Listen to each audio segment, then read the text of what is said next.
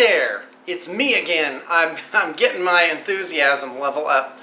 Alright, I had some responses to the dating advice for middle-aged men, and here's another one. This one's about catfishing.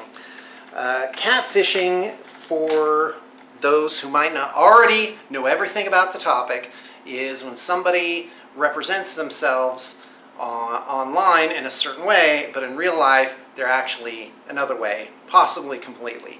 So on the far end of the spectrum, there is the worst sort, which is an effort to extract money from the other person by creating an emotional bond.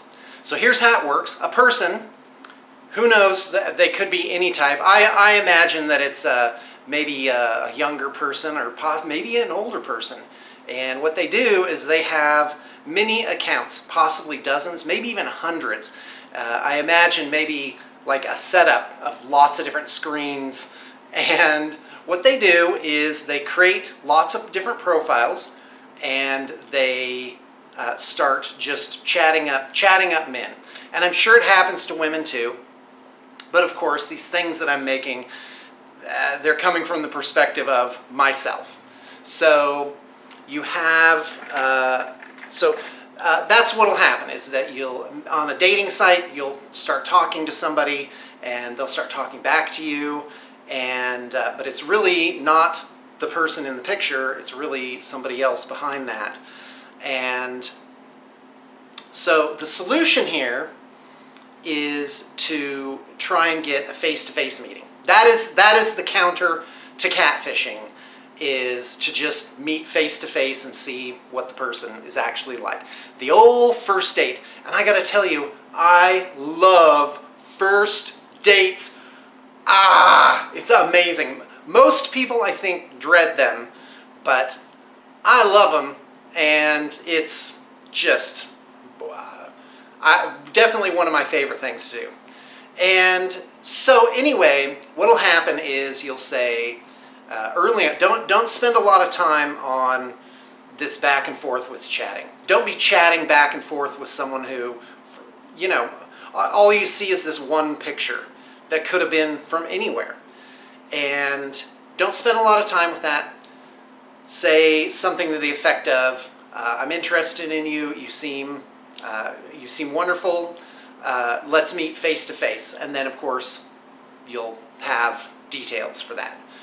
And if it's catfish, if it's somebody who's trying to create an emotional bond with you in order to eventually make an attempt to extract money, then they'll say, oh, I'd really love to, but I can't do it because I'm out of town. That's the typical thing. I'm in a modeling gig in London. I'm working for such and such charity in this other continent. There's going to be some reason why they can't meet you in person. Your response to that is going to be, good luck with that. Well, I wouldn't use that phrasing, but you're going to just say something polite, and then you're going to say, when you're back in town, be sure to look me up, because the offer for a real in-person date still stands. And in the off chance, I would say it's definitely less than 1% chance if they say, well, I'm out of town. And so that is how you will get rid of that factor. The other thing is when you're going through a dating site, if it's just one picture and nothing actually written in the profile, then that probably is not a real profile. The other thing to do is use Google Images. So take that one image and drop it into Google Images, and if you see a lot of different places that image has been used, then that's what you have. That's probably not a real person. And this is just a fact of life of internet dating, and to get that, find out what the actual pool of potential people that you could really meet in real life and have a conversation with, narrow that down. And let me tell you, on the other side, the women who are looking for that as well, they'll very much appreciate not having to dilly-dally back and forth to finally get that in-face meeting.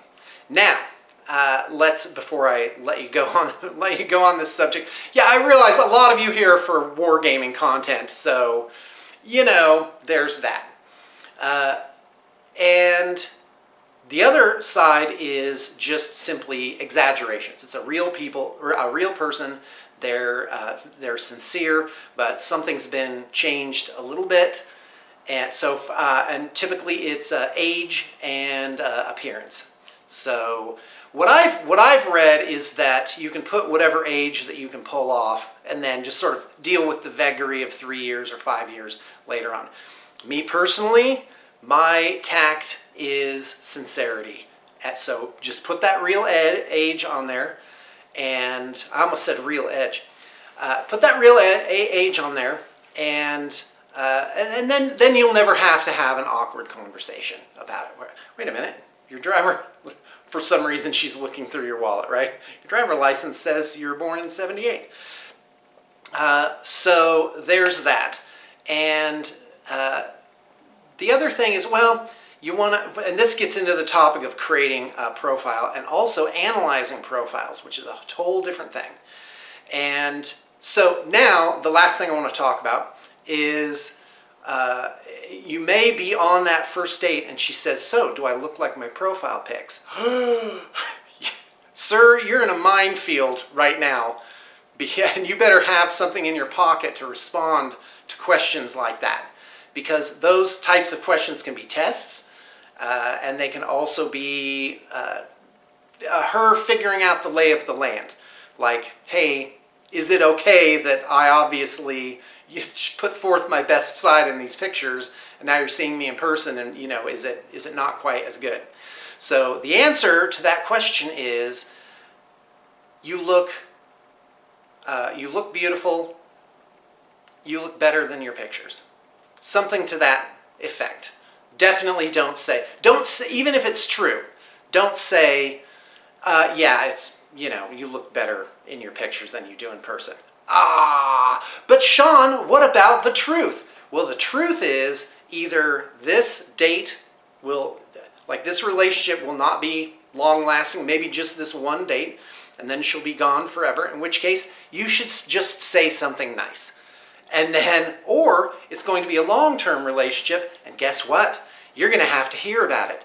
At every gathering, every time you're with friends, every family get-together, you're going to have to hear the story about how you blurted out that she wasn't as good-looking as her profile pictures. And that's your new reality. So massage it a little bit, and be polite, and be nice. All right, my name's Sean, and I went out on over 100 first dates. In my middle age, it was in my late 40s. I learned so much. I learned so much about myself. I became a way better person and a way better partner. All that skill and know-how and understanding and perspective and wisdom is now in a relationship with someone that's really important to me, and she's getting the benefit of all that. And it was amazing, and it was also terrible. It was like to have a connection with somebody and then have it ripped apart, and then connect with somebody else and then rip it apart again. Let me tell you, going out on 100 first dates, that's not for everybody. But 10, 20, 30, that feels more like a normal person amount. And if you're going to even do that, boy, it would be nice to have some guidance. So with that in mind, I'm creating a secret email list. I am very careful to use blind carbon copy, and I'm going to start making videos that go into more depth into these topics and my experience for those who are interested in it. So if you're interested, check the liner notes for an email. You got to email me. Yeah, I don't want just people like willy-nillying it. I will not be doing anything except sending you links to these extra vids about this topic that I make. I don't know how many I'll make. Maybe it'll just be 3. Like I mentioned before, I'm actually working on a book about this. I've got all the skeleton outlined. I'm a fast typer, so pretty soon I should be plowing that out. I'm certainly past the trepidation stage of doing it. Like, do I want to actually write all this super personal stuff? And the answer is, I think I do. All right, anyway, if you've enjoyed this, contact me at the email in the liner notes. Just say, hey, I'd like to get on your dating advice for middle-aged men email list, and then pretty soon you'll start seeing some content. And that's it. This has been the striped iguana at the zoo. So take that exhibit for what it's worth.